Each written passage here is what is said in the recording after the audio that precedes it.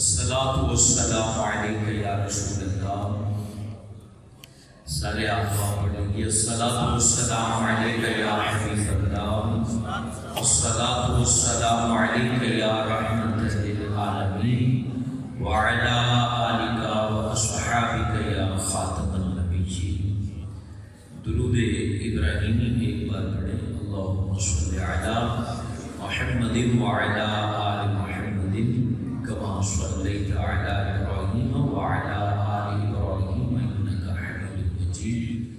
اللہم بارک علی محمد وعلی آل محمد کما بارکت علی ابراہیم وعلی آل ابراہیم انک حمید مجید. موضوع بڑا خوبصورت، اہم اور ضروری موضوع ہے. نبی پاک کے حسن و جمال کو بیان کرنا. اس سے پہلے محفل کے متعلق چند باتیں، مقاصد وہ آپ سن لیجیے. ظاہر سی بات ہے سالانہ محفلیں بھی ہوتی ہیں، ماہانہ محفلیں بھی ہوتی ہیں، گلی گلی میں محفل ہوتی ہے. تو محفل کرنے کا اور محفل میں جانے کا ہمارا بنیادی مقصد یہ ہوتا ہے چونکہ دماغ سماعت اور نظر کا محتاج ہوتا ہے. دماغ کی تمام معلومات جو ہوتی ہیں وہ یا سننے کے ذریعے حاصل ہوتی ہیں یا دیکھنے کے ذریعے حاصل ہوتی ہیں. اور انسان کے خواب دماغ کی معلومات پر مبنی ہوتے ہیں. سمجھ میں آئی بات؟ یعنی جو ہم دیکھتے سنتے ہیں وہی رات خواب میں دیکھتے ہیں. جو مدینے کی باتیں سنتا اور اس کو گنبد خضرا نظر آتا ہے. جو دیگر باتیں سنتا جس کو میں ممبر پہ بولنا نہیں چاہتا اس کو وہی چیزیں نظر آتی ہیں. تو انسان کے جو خواب ہوتے ہیں وہ دماغ کی معلومات کے تابع ہوتے ہیں. تو ہم محافل میں اس لیے جاتے ہیں کہ حضور کا حسن سنیں، حضور فخر عالم جانے جانا کا تذکرہ سنیں اور اس کو دل و دماغ میں بٹھا لیں. ہو سکتا ہے کرم ہو نبی پاک کی زیارت ہو جائے. ہم علماء سے سنتے ہیں حضور کی آنکھیں ایسی ہیں، حضور جان رحمت کا چہرہ ایسا ہے، حضور کے رخسار ایسے ہیں، آپ کے لمحۂ اقدس ایسے ہیں، آپ کی علم ایسا ہے، انوار ایسے ہیں، نور ایسا ہے، بولنا ایسا ہے، چلنا ایسا ہے، نشست و برخاست ایسی ہے. جب ہم سنتے ہیں دل و دماغ میں بیٹھتا چلا جاتا ہے اور ساتھ ساتھ عرض کرتے چلے جاتے ہیں. آپ معلومات کو بٹھا بیٹھے ہیں لیکن دیدار ہمارے تابع نہیں ہے. اللہ کے حبیب کے دیدار تو آپ کے کرم پر مبنی ہے. جب چاہتے ہیں، جس کو چاہتے ہیں، جس وقت چاہتے ہیں اپنی زیارت کرا دیتے ہیں. اے اللہ کے محبوب، ہزاروں محفلوں میں جا چکا ہوں، دل و دماغ میں آپ کی باتیں بٹھا چکا ہوں، اپنے فکر و شعور میں آپ کے تذکروں کو جو ہے میں نے جما لیا ہے. اب مہربانی کر دیجئے کبھی تو محفل کے بعد دیدار بھی عطا ہے. یہ فقط مقصد یہ ہونا چاہیے کہ جب ہم یہاں سے سن کے جائیں تو وضو کیا ہوا ہو، خوشبو لگائی ہوئی ہو اور بستر پر بیٹھے تو ہلکی سی بے چینی ہو کہ یار میری تو داڑھی میں بھی سفید بال آ گئے ہیں، مجھے جن سے محبت ہے ان کا چہرہ ابھی نظر نہیں آیا ہے، ان کے جلوے میں نے پائے نہیں ہیں. میں نے تو امام احمد رضا خان کو مان رکھا ہے جنہوں نے جاگتی آنکھوں سے حضور کے حسن کو دیکھا ہے. میں نے تو پیر مہر علی شاہ صاحب کو مان رکھا ہے جنہوں نے حضور فخر عالم کو عصر کی سنتیں چھوٹنے پر زیارت جو ہے وہ پانی ہے. تو میں ان ولیوں کو ماننے والا ہوں جو کہتے ہیں تو زندہ ہے اللہ، تو زندہ ہے اللہ. میرے چشم عالم سے چھپ جانے والے ان کے حسن و جمال تو ہر جگہ میسر ہیں. وہ جب چاہتے ہیں مہربانی کر دیتے ہیں. بے قراری ہونی چاہیے. بے قراری محبت میں ضروری ہوتی ہے، محبت میں ضروری ہوتی ہے. اگرچہ ہر محبت کی بے قراری ہمارا وجود محسوس کرتا ہے. یعنی ہمیں اپنی تجارت سے محبت ہے، ایک دن کا گھاٹا راتوں کی نیندیں اڑا دیتا ہے.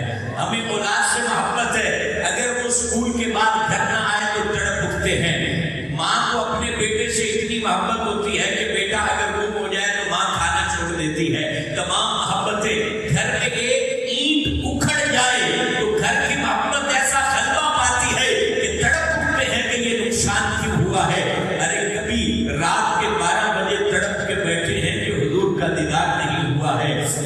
اعمال اس قدر کیوں حاوی ہو چکے ہیں، یہ محبتیں دنیا کی میرے اوپر کیوں غلبہ پا چکی ہیں؟ میرے دوستو یہ بات حقیقت ہے۔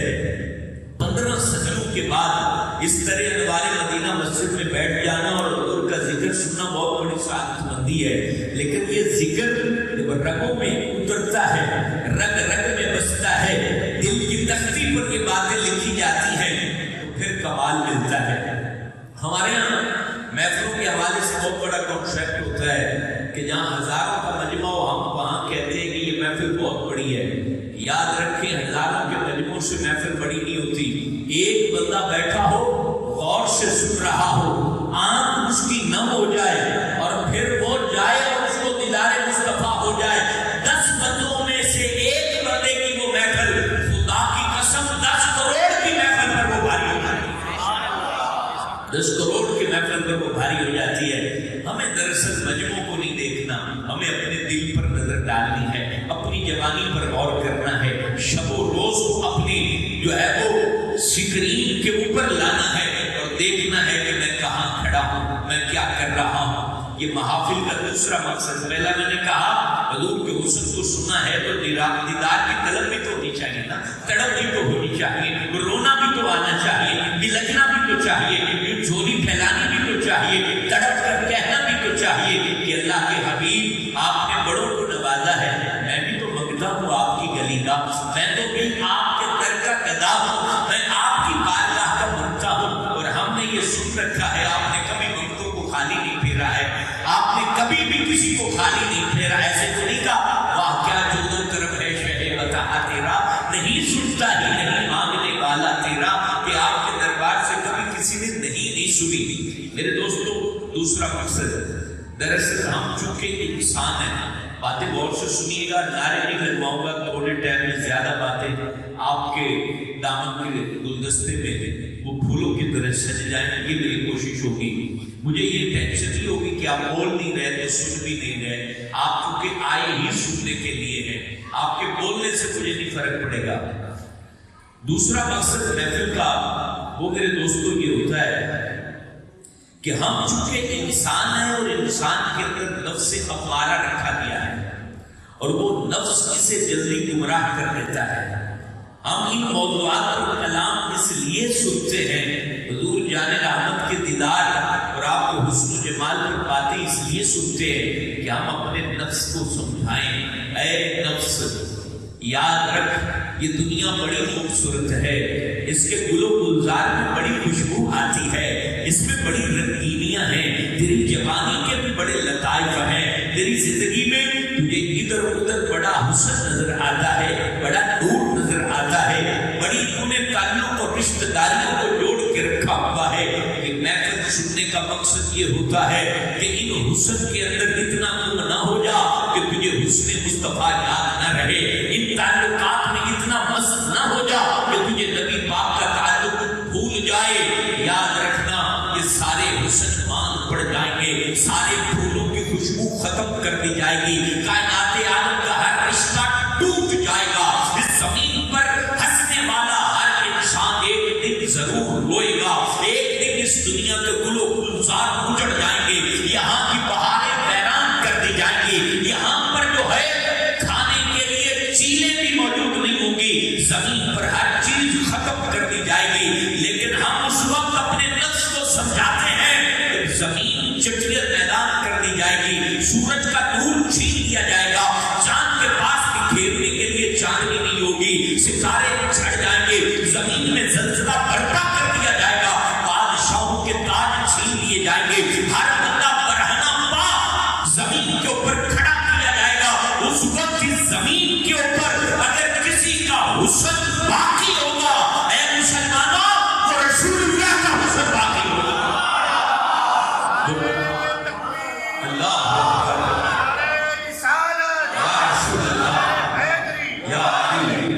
ہمیں اس بات کو سمجھنا ہے، آج کے نوجوان کو سمجھنا ہے، جو چند دن کے حسن میں مست ہو جاتا ہے، جو غیر محرم کے عشق میں مست ہو کے اپنے ماں باپ تک کو بھلا دیتا ہے، یہ دنیا کی مستی میں اتنا مست ہو جاتا ہے کہ میرا بس تعلق بچ جائے، میرا یہ بیٹی بچ جائے، اس کے لیے شراب پینی پڑے اس کے لیے بدکاری کے اڈے پر جانا پڑے تو جاتا ہے۔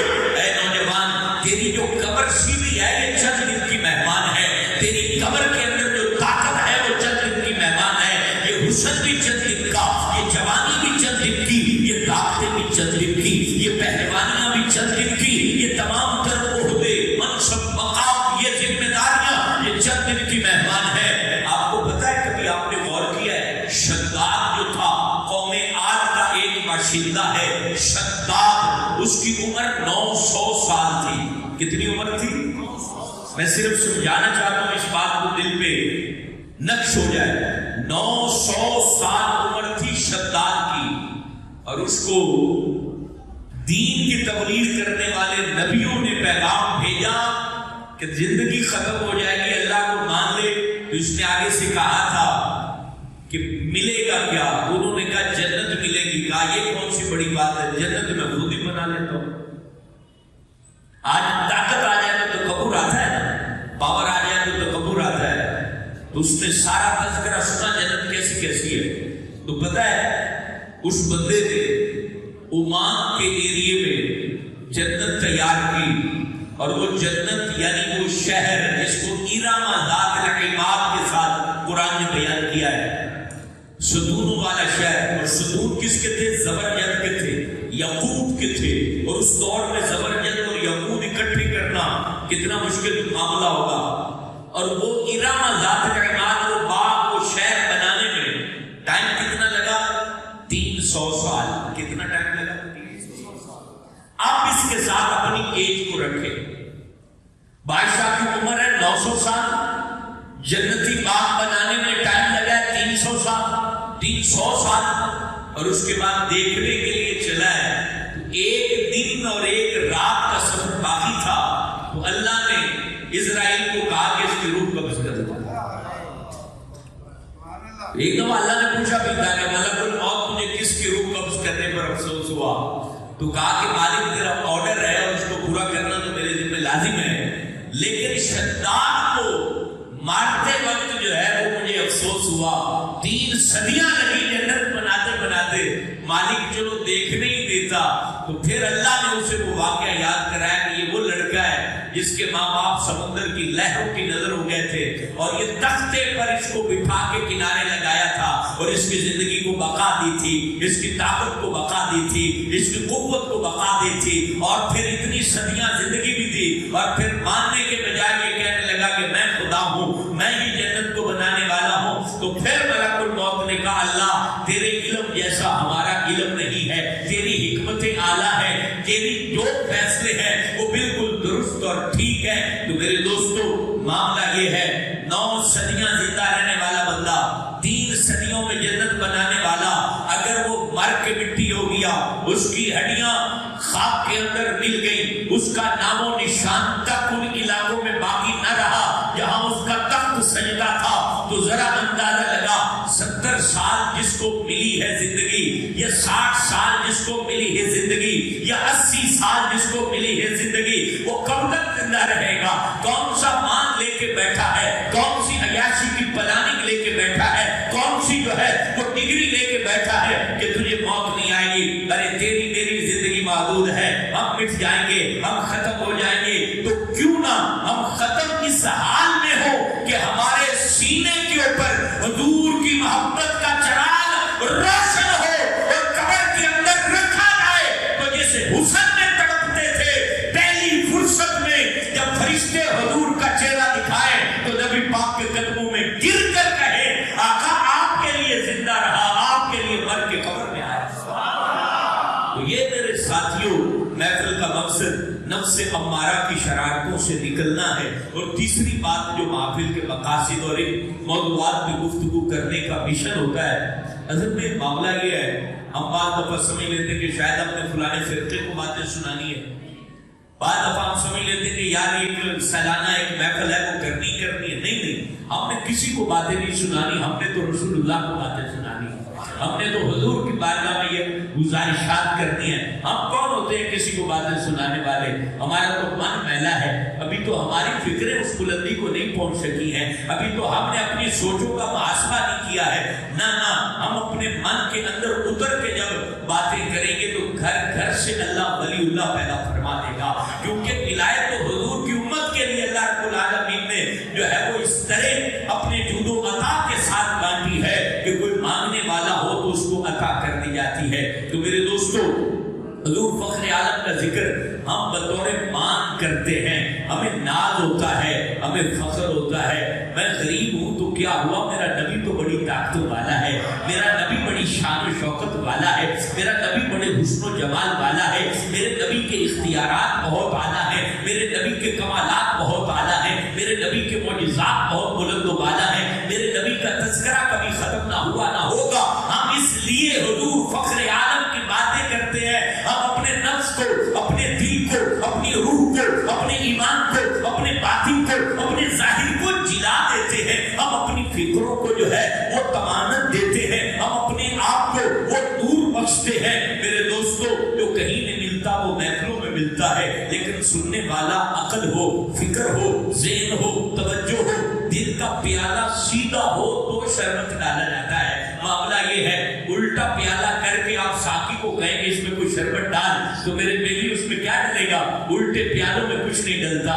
دراصل محفل میں آنے کے بعد سب سے پہلے پیالہ سیدھا کیا جاتا ہے, اور وہ اس لیے تو پہلے قرآن کی تلاوت ہوتی ہے کہ اللہ کا روح طاری ہو, اللہ کے جلال سے روح آشنا ہو اور وہ بالکل سیدھا ہو جائے, اور اس کے اوپر جو ہے ایک کپ کپی کی لہر طاری ہو, وہ باادب بیٹھ جائے. پھر حضور کا ذکر جو ہے وہ شعر کی صورت میں پڑھا جاتا ہے کہ جلال کے ساتھ جمال کی کیفیت بھی آ جائے. اب روح آشنا ہو گئی سخاوت لینے کے لیے, اور اب دامن پھیل چکا ہے. اب ہم حضور کی کبھی سخاوت کو سنتے ہیں, کبھی نبی کے علم کو سنتے ہیں, کبھی نبی کے جود کو سنتے ہیں, کبھی نبی کے حسن کو سنتے ہیں, کبھی جمال کو سنتے ہیں, کبھی کمال کو سنتے ہیں. تو اس وقت چونکہ دامن پھیلا ہوتا ہے, روح آشنا ہوتی ہے, تو پھر خدا کی قسم جب اس کیف میں مجمع بیٹھا ہو, بولنے والا بول رہا ہو, فکریں جو ہے اس وقت ان پہ سکون طاری ہو, سکون طاری ہو, اطمینان طاری ہو, نور برس رہا ہو, اس وقت اللہ کی عزت کی قسم ہے, اللہ کا نام اتنا بلند و بالا ہے, اس کیف میں ایک بار بھی اللہ کا نام لو تو اللہ سارے مجمع کو بخش دیتا ہے. کیف بنانا پڑتا ہے, کیف بنانا پڑتا ہے, کیفیت میں اترنا پڑتا ہے. وہ ایک بابے کی بات ہے نا, ولی اللہ وہ فوت ہو گئے, جنت میں اللہ نے ان کو بھیج دیا, اللہ کے نیک بندے تھے. تو اللہ پاک نے کہا کہ تیرے مجموعوں میں ہونے والے بیانات سے تجھے یہ مقام نہیں ملا, تو بڑی تربیت کرتا تھا اس سے مقام نہیں ملا. اے اللہ کے بندے, اللہ تعالیٰ ہم کلام کو فرماتا ہے تجھے یہ جو مقام میں نے جنت میں دیا ہے, تیرے مجمع میں ایک بندہ آیا تھا, اس کو محسوس کرنا, ایک بندہ آیا تھا, اس نے کبھی میرا نام بھی نہیں لیا, راہ چلتا بیٹھا, پروگرام محفل ہو رہی بیٹھ گیا. اللہ فرماتا ہے کہ وہ بندہ ایسا بیٹھا کہ اس نے جب تیری زبان سے میرا نام سنا. اللہ اللہ, ہم تو کمی لوگ ہیں. یہ ممبروں پہ بیٹھنا, کرسیوں پہ بیٹھنا, یہ ایک محفل کی مجبوری ہوتی ہے, ورنہ آپ میں اتنے معزز ہوں گے کہ میں ان کے جوتیوں کے بھی لائق نہیں ہوں گا. یہ تو ہم کمی ہیں, کمی پنجابی میں جو پیغام رساں ہوتا ہے, باتیں لے جاتا ہے, یہ تو اللہ کی عطا ہے کہ چند باتیں بولنے کو ملی اور آپ کو سننے کو ملی, ورنہ فکروں کو سیدھا کرنا, عقل کو راہ پہ رکھنا اور زبان سے صحیح کلام نکالنا یہ بندے کے بس میں نہیں ہے. یہ تو اللہ کی قدرت ہے, اللہ کی قدرت ہے, بندے کے بس میں نہیں ہوتا. تو کہا تیری زبان سے اس بندے نے میرا نام سنا. جب میرا نام سنا تو اس کی آنکھ نہ ہوئی اور قطرہ اس کی آنکھ سے آنسو کا گرا. اللہ فرماتا ہے میں نے اس گرے ہوئے آنسو کے صدقے پورے مجمع کو بخشا, اس کو بخشا, اور تجھے بولنے والے کو بھی بخش دیا. اللہ اکبر. ہم سمجھتے ہیں کہ یہ پیر صاحب ہیں, یہ مولوی صاحب ہیں, یہ مفتی صاحب ہیں, یہ نعت خواں ہیں, بہت خوبصورت آواز ہے, شاید اس کی وجہ سے سب کچھ ملا. وہ بھی ممکن ہے وہ اس کی وجہ سے ملا ہو, لیکن یہ بھی ممکن ہے لاسٹ میں بیٹھا ہوا وہ کملا رملا سا بندہ اس کی وجہ سے عطا ہو جائے. پورے والے کے ہمارے دوست ہیں, وہ مدینے جا رہے تھے، انہوں نے مجھے ڈائریکٹ یہ بات بتائی، مدینے جا رہے کہتے کہ پورے والا مجھے رخصت کرنے کے لیے کراچی میرا خیال ان کی فلائٹ تھی، تو اسٹیشن پر رشتہ دار انہیں چھوڑنے آئے، تو کہتے کہ ہمارا ایک رشتہ دار بڑا کملا رملا سا، اس کو کوئی بھی نہیں بلاتا تھا، کہتے وہ پیچھے کھڑا رہا، چلو آخر میں بھی ان سے سلام لے لوں گا۔ کہتے کہ وہ سب کے بعد میرے قریب آیا اور مجھے کہتا ہے کہ حضرت صاحب آپ مدینے جا رہے ہو، آپ سعودی عرب کا ویزا تھا، دمام کا ان کا ویزا تھا، کہہ رہے کہ مدینے کو پھر جاؤ گے نا؟ کہتے ضرور جائیں گے۔ وہ کملا رملا سے بندہ کیا کہتا ہے، مدینے جانا تو میرا ایک پیغام حضور پاک کو دینی کہ سونیا ایک بار دیدار کرایا ہی تو دوبارہ بھی کرا چاہتا، جنوں کوئی سلام نہ لوے انہوں پنڈ وچ رمن والے اس کمڑے رمڑے کو نبی پاک زیارت کرا دے، تو یہ حضور کا حسن ہے، یہ ان کا حسن سخاوت ہے، یہ ان کا حسن عطا ہے۔ خدا کی قسم ان کو حسن کو بندہ کیسے بیان کرے؟ یعنی وہاں حضور کی ذات فقط وہ ذات ہے، یا شکلوں کی بناوٹ نہیں دیکھی جاتی، ناک کی اونچائی نہیں دیکھی جاتی، آنکھوں کی گلائی نہیں دیکھی جاتی، لبوں سار کی سرخی نہیں دیکھی جاتی، کیسی پگڑی باندھتا ہے، کیسی ٹوپی لیتا ہے، کیسی باسکٹ پہنتا ہے، یہ نہیں دیکھا جاتا، اور دلوں کی صفائی دیکھی جاتی ہے، دلوں میں موجود طلب دیکھی جاتی ہے، دلوں میں موجود جو دل کے اندر موجود وہ عشق کا دریا موجزن ہے، حضور پاک کی نگاہ اس میں جاتی ہے۔ وہ بندہ جہاں بھی رہتا ہو، جس حال میں بھی رہتا ہو، جس قید میں بھی رہتا ہو، جب وہ نبی پاک کی طرف توجہ کرتا ہے، اللہ کے نبی کا حسن یہ اس نقص سے پاک ہے کہ کوئی وفا کرے اور وہ عطا نہ کرے۔ یہ نقص ہے، یہ عشق کے میدان میں نقش ہے کہ کوئی وفا کرے اور بدلے میں عطا نہ ہو۔ یہ میں تو کر سکتا ہوں، آپ تو کر سکتے ہیں، یہ ایم تو کر سکتے ہیں، یہ سیاستدان تو کر سکتے ہیں، اللہ کے رسول ایسا نہیں کرتے۔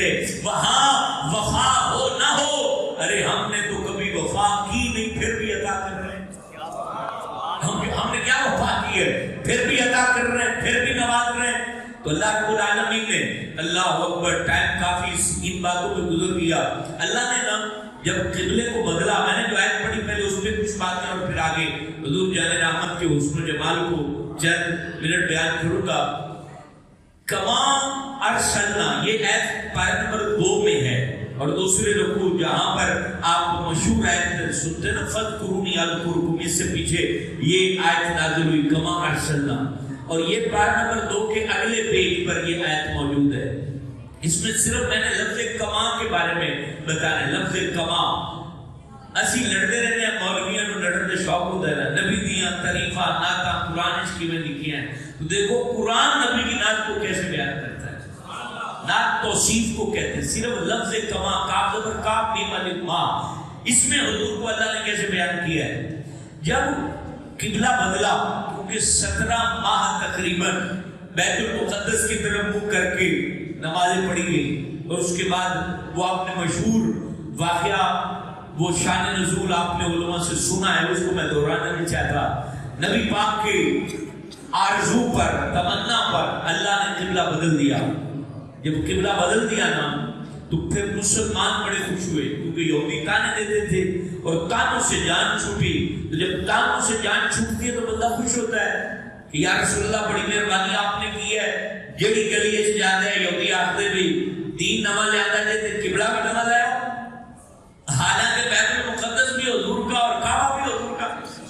اب تو زمین پر وہ ان کا نہیں تھا، وہ تو حضور کا ہی تھا، لیکن وہ 12 تانا تو دے رہے تھے نا، تو جب تانا بدل دیا روح خوش ہوئی، مسلمان خوش ہوئے۔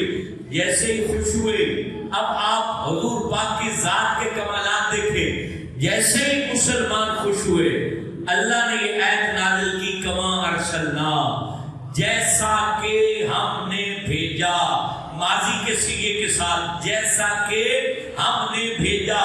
جیسا کہ کا مطلب ہوتا ہے جو واقعہ ابھی درپیش ہوا ہے، اس سے پہلے ایک واقعہ ہو چکا ہے، وہ واقعہ اصل میں اہمیت رکھتا ہے۔ اللہ بتا رہا تھا ہم نے کعبے کو قبلہ بنا دیا ہے، ہم نے مسجد الحرام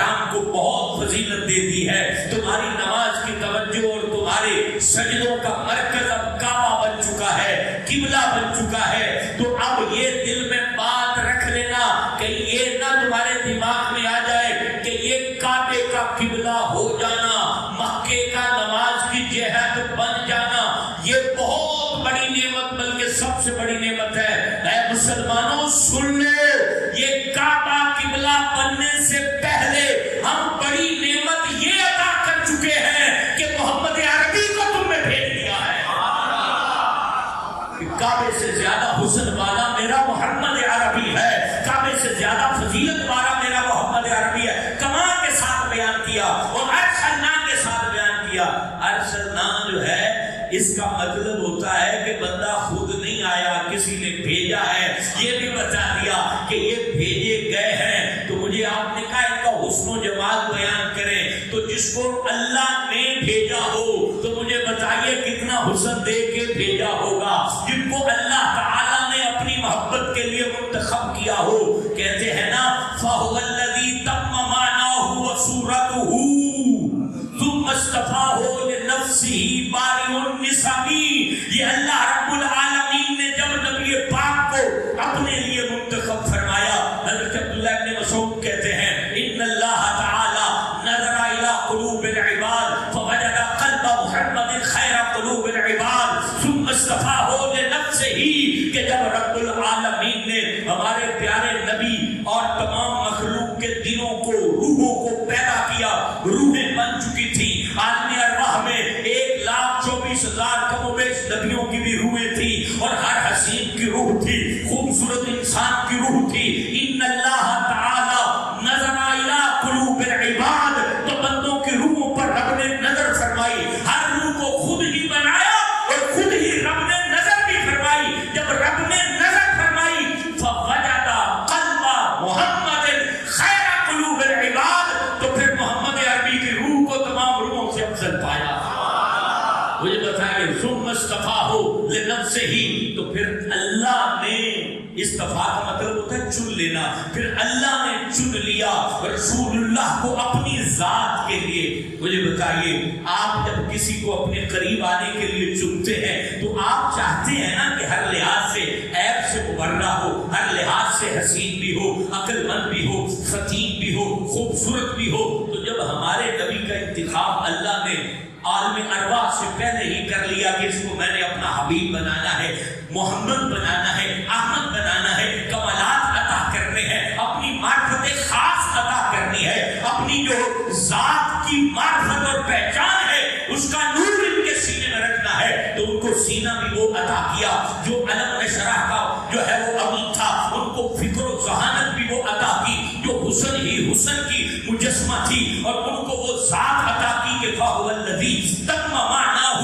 ان کو ظاہری طور پر، معناہو کا مطلب ہوتا ہے باطنی طور پہ، باطنی طور پہ بھی ان کو مکمل بنایا، تَمَّ مَعْنَاهُ وَصُورَتُهُ، اور ان کو صورت یعنی ظاہر کے لحاظ سے بھی ان کو مکمل کیا۔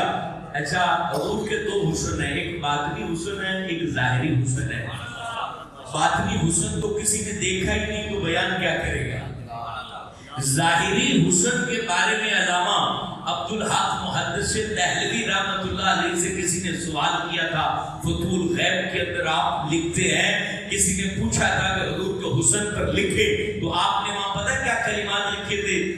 محدث دہلوی نے لکھا ہم لوگ تو عام سے مولانا ہیں، ہمارے پاس تو وہ فکر کی بلندیاں بھی نہیں ہیں، ہمارے دامن میں تو وہ الفاظ بھی نہیں ہیں، ہمارے پاس تو تقوی کا نور بھی نہیں ہے۔ حضرت محدث دہلوی لکھتے ہیں ارے نبی کا حسن وہ حسن ہے جس کو ہم لکھنے لگتے ہیں تو ہاتھ کانپ اٹھتا ہے، ہاتھ کانپ اٹھتا ہے۔ حضرت محدث دہلوی لکھتے ہیں کہ نبی کے حسن کو بیان کرتے ہوئے مجھے ہچکچاہٹ ہوتی ہے کہ میں اور حضور کا حسن، میں اور نبی کی بات۔ ایک یہودی آیا تھا نا مدینہ طیبہ میں حضور جان رحمت کے وصال مبارک کے بعد، وہ جب مدینے میں آیا تو اس نے آ کے یہ الفاظ کہے تھے، ذرا بتائیے۔ حضرت ابو ہریرہ اس کو روایت کرتے ہیں، انہوں نے یہ الفاظ کہے تھے 80 سال ہو گئے کتابیں پڑھتے پڑھتے اور اس کے اندر آخری نبی کی نشانیاں پڑھتے پڑھتے دل آخر میں مان چکا ہوں کہ اس وقت جو محمد عربی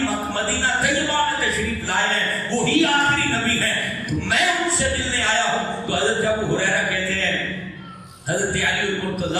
شیر خدا کرم اللہ تعالی وجل کریم نے ارشاد فرمایا کہ جن سے ملنے آئے وہ تو دنیا چھوڑ کے چلے گئے ہیں، تو رونے لگ گیا کہ میں تو ان کی یادوں کو دل میں بسا کے آیا ہوں، ان کو دیکھنے کی تڑپ لے کے آیا ہوں۔ تو بالآخر عرض کرتا ہے کہ ان کی کوئی اولاد ہو تو ان کو دیکھ لوں، چلو اولاد سے ملاقات کر لوں۔ کہا ان کی اولاد میں ان کی شہزادی تشریف فرما ہے، تو ان سے مل تو نہیں سکتا، اپنے دل کی بات کہہ سکتا ہے۔ تو در فاطمہ زہرا طیبہ طاہرہ زکیہ متقیہ حضرت ام الحسنین بی بی فاطمہ زہرا سیدہ کائنات کے دروازہ کرم پر آیا اور عرض کرنے لگا مجھے نبی پاک علیہ الصلوۃ والتسلیم کا جو ہے کوئی استعمال شدہ لباس اور کوئی چیز عطا کر دیجئے، میں اپنے مشام جام کو اس خوشبو سے معطر کرنا چاہتا ہوں، منور کرنا چاہتا ہوں، فکروں میں میں طعنت ڈالنا چاہتا ہوں، انوار حاصل کرنا چاہتا ہوں۔ تو جب یہ بات سنی تو اس در سے کوئی بھی سواری چونکہ خالی نہیں گیا، حضرت امام حسن کو بلایا اور حضور جان رحمت کا استعمال شدہ کرتا عطا کیا۔ وہ کرتا جب لے کے حضرت امام حسن مشتبہ باہر گئے تو اس شخص نے اس کرتے کو رسول اللہ صلی اللہ علیہ وسلم کے وجود مسعود سے لگے ہوئے اس لباس کو، اے لوگوں آنکھوں کا حسن بیان کرنا تو دور کی بات ہے، اس پیشانی مبارک کی انوار کو بیان کرنا تو دور کی بات ہے، ہم تو حضور کے کرتوں کو، حضور جان رحمت کے لباس کو، نبی پاک کی نالین کے حسن کو بھی بیان کرنے سے قاصر ہے۔ الغرض جب حضرت امام حسن نے وہ کرتا دیا تو اس نے وہ کرتا پکڑا اور اپنے چہرے کے اوپر رکھا۔ اللہ اللہ، وہ اس کرتے کو ایسے جسم کے قریب کر رہا تھا جیسے کوئی بندہ کسی ذات کو گلے لگاتا ہے، اس کے خوشبو کو محسوس کر رہا تھا، اس نور کو محسوس کر رہا تھا، اس میں موجود وہ لطائف محسوس کر رہا تھا، نبی پاک کی برکات کو وہ پا رہا تھا۔ اور اس کے بعد اس کی آنکھیں نم تھی، حضرت علی المرتضیٰ سے عرض گزار ہوتا ہے اے شیر خدا آپ نے اس چہرے کا حسن دیکھا ہے، اس چہرے کو دیکھا ہے، وہ شکل و شباہت دیکھی ہے، وہ پیارا نور دیکھا ہے، تو چند باتیں ایسے بتا کہ تیرے ذکر کو میں سنتا جاؤں اور میرے تصورات گویا کہ حضور کو دیکھ رہے ہوں۔ اللہ اللہ، اس کا شوق دیکھ کے حضرت علی شیر خدا ارشاد فرماتے ہیں، میرے دوستو یہ عشق پیدا کرے۔ حضرت علی شیر خدا فرماتے ہیں اے اللہ کے بندے، جتنا شوق تمہیں ہے اس سے زیادہ ہمیں ہے، حضور کو دیکھنے کا جتنا شوق تمہیں ہے اس سے کئی گنا زیادہ شوق ہمارے دلوں میں ہے، لیکن کیا کریں، ہم ان کے حسن زیبا کو بیان نہیں کر سکتے، ہمارے پاس الفاظ نہیں ہیں، ہمارے پاس اتنی طاقت نہیں ہے کہ حضور علیہ السلام کو ہم جو ہے وہ بیان کر سکے۔ مجھے بتائیے، یہودی روئے حضور کی خاطر اور پھر مسلمان ہوئے کیونکہ انہوں نے نبی پاک کے حسن کو جو ہے اپنی کتابوں میں پڑھا تھا۔ اے مسلمان، کبھی تو نے والضحیٰ پڑھ کے اس میں ڈوبا ہے، اس عشق میں ڈوبا ہے، واللیل پڑھ کے، کبھی علم نشرح کے الفاظ پڑھ کے، کبھی ما زاغ البصر کے الفاظ پڑھ کے، کبھی والنجم اذا ہوا کے الفاظ پڑھ کے، کبھی جو ہے حضور جان رحمت کے ید اللہ جو الفاظ اللہ نے کہے اس کو پڑھ کے، کبھی اس مستی اور اس کیف میں گم ہوا ہے۔ اگر نہیں ہوا تو آج عہد کر، آج اپنے من کے اندر اتر جا کہ زندگی کو ختم ہونے سے پہلے حضور کے بارے میں پڑھ، نبی کی زندگی کے بارے میں پڑھ، نبی کی اولاد کے بارے میں پڑھ، اصحاب کے بارے میں پڑھ، حضور کی مجلس کے بارے میں پڑھ، حضور کی نشست و برخاست کے بارے میں پڑھ، حضور جان رحمت کے وہ تمام تذکرے پڑھ جو کتابوں میں موجود ہے۔ حضرت علی سے وہ عرض کرنے لگا، کہا کہ آپ کے پاس اگرچہ الفاظ نہیں ہیں لیکن کچھ تو ذکر کر تاکہ میری روح کو سکون ملے، میں متلاشی ہوں، میں جاننا چاہتا ہوں کہ وہ کیسے دکھتے تھے، میں آپ کی زبان سے سننا چاہتا ہوں کیونکہ آپ نے ان کو دیکھا ہے۔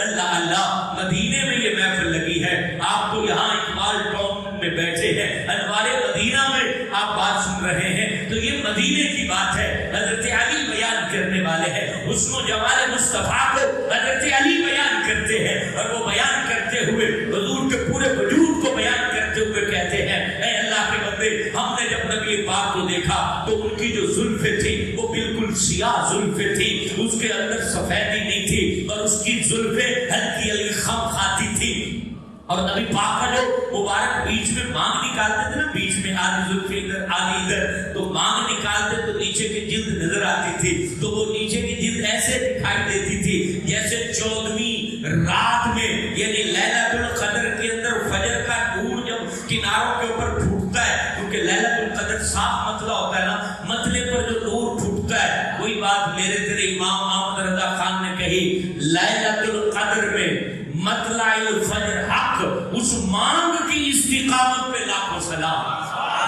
یعنی اعلیٰ حضرت نے کہا یہ جو زلفیں ہیں، یہ جو زلفیں ہیں، یہ لیلۃ القدر ہے، مطلع الفجر، اور بیچ میں جو آپ کی مانگ ہے وہ فجر کا مطلع والا نور ہے۔ یعنی جلد چونکہ چٹی سفید تھی اور اس میں سرخی تھی، حضرت اما عائشہ صدیقہ سے بھی پوچھا گیا حضور کی جلد کیسی تھی؟ کہ سفید جلد تھی اور اس میں گلاب کی طرح سرخی تھی، یعنی سفیدی اور اس میں گلاب کی مانند سرخی، اور پھر ایسا ایسا نور کہ وہ ملہن تھا، یعنی نمکین حسن تھا کہ جو دیکھتا تو تکتا ہی رہ جاتا۔ دنیا کا کوئی حسن ایسا نہیں جس کو آپ دیکھیں تو بار بار دیکھنے کو دل چاہے۔ آپ نے گلوب گلزار دیکھے ہوں گے، وادیاں دیکھی ہوگی، کشمیر کی سیر کی ہوگی، آپ ایک دفعہ ایک جگہ جائیں تو پھر اگلی دفعہ پلاننگ کرتے ہیں یا اگلا علاقہ دیکھتے ہیں، یہ تو پہاڑ دیکھے ہوئے، حالانکہ حسن بھی وہی ہے، وہاں پر جو ہے درخت بھی وہی ہے، وہاں پر آبشاریں اور جھرنے بھی وہی ہے، وہاں پر تمام لطائف زندگی وہی ہیں، بدلے نہیں ہیں، لیکن آپ کی آنکھ کہتی ہے کہ میں اور دیکھوں، اس کے بعد اور دیکھوں، اس کے بعد اور دیکھوں۔ ارے زندگی بھر حسن دیکھتا جا، تو حسن پہ فریبتا تیری روح آگے بڑھتی چلی جاتی ہے۔ یا ایک بڑا لطیف بات آپ کو کہتا ہوں، وجہ کیا ہے؟ ایک غور کیا، کبھی ایک حسن پہ ہماری روح، دماغ، دل، نظر رکی نہیں۔ کیوں نہیں رکی؟ اس لیے نہیں رکی کہ اس نے حسن مصطفیٰ عالم ارواح میں دیکھا ہوا ہے۔ جدوں تک نہیں نگے آوے گا ایک ٹکے گی